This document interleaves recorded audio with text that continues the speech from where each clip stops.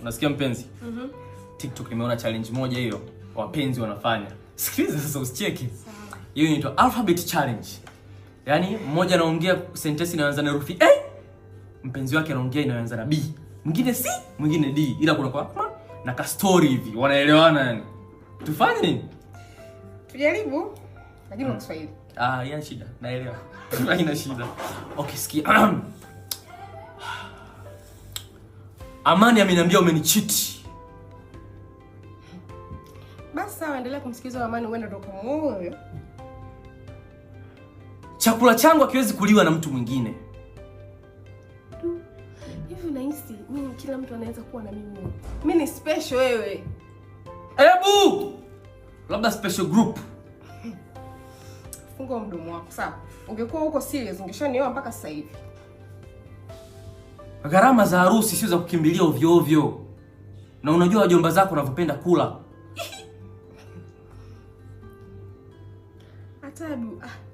Hata aibu uone wewe mwanaume.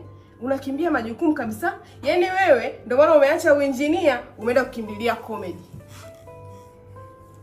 Ina maana unanidharau kiasi hicho? Kwanza mwanamke gani wewe ukilala unakoroma kama generator? Jesus! Jiangalie juu mpaka chini. Mimi ndo nimekunenepesha. Nikutaga skeletoni wewe.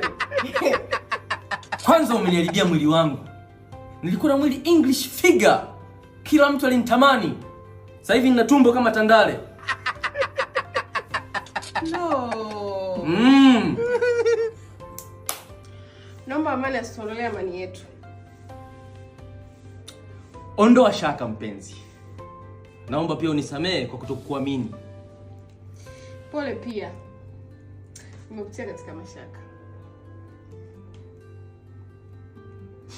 Quick question. Kikoba mnavunja lini vile? Rudi nyuma kidogo. Kuanzia lini wewe unaanza kuniuliza mimi masuala ya vikoba? Sisi ni familia. Chako changu, changu chako, chake chake, Pemba. Toka hapa. Wewe hela zako siku zote mimi sizionaje. Unataka hela zangu vipi? Usijali. Zikiingia tu, mahela yote nakupa wewe. Hadi Samu aone wivu.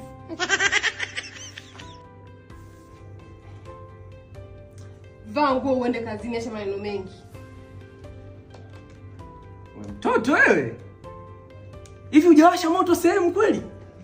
Mbona nakuzimia hivi? X-ray ya moyo wako inaonyesha mimi siko peke yangu. Yo. Yaani upo peke yako kiasi kwamba nakupenda, nataka nikupe zawadi. Nikuweke jina lako kwenye Beam Life Insurance ya NIC. Zawadi ya Beam Life Insurance ya NIC? Of course. Nimekata bima ya Beam Life ya NIC. Acha cha kufanya hapa naongeza jina lako tu. Kama mpendo wangu, mtu wa karibu, mtegemezi. Sio unanitegemea hapa. Sasa uzuri wa hiyo Beam Life Insurance ni tofauti na bima ya maisha nyingine hizi. Yaani hii inakupa mafao ya uwekezaji wa compound. Ni mambo ya compound interest unakumbuka shule.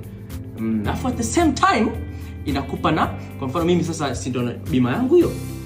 Wapendwa wangu wakifariki, labda mke wangu wewe, mwenza, mtoto, wananipa rambirambi.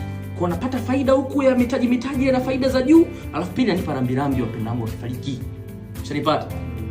Au mimi sasa nikifariki, tegemezi wangu wewe, watoto wetu wale na wanapewa rambirambi ambayo ni yeye mitaji nilikuwa naweka ile na faida zake za juu kutokana na riba. Ushanipata? Alafu hata wewe unaweza kuwa na Beam Life Insurance ya NIC. Of course unahitaji mahela makubwa, maana kiwango cha chini kuna watu wanatoa 5,000 kwa mwezi. Cha msingi uwe na shughuli ya kiuchumi unayofanya. Ushanipata? Unataka kutoa mahela makubwa, kiwango cha chini ni milioni 2, mkupuo sasa huo. Maana kuna kulipa kidogo kidogo 5,000 zile na kulipa kwa mkupuo, kiwango cha chini milioni 2 kwa mwezi. Ushanipata? Beam Life Insurance ya NIC hiyo. Na umri unaruhusu 18 hadi 75 ndio kiwango. Ushanipata?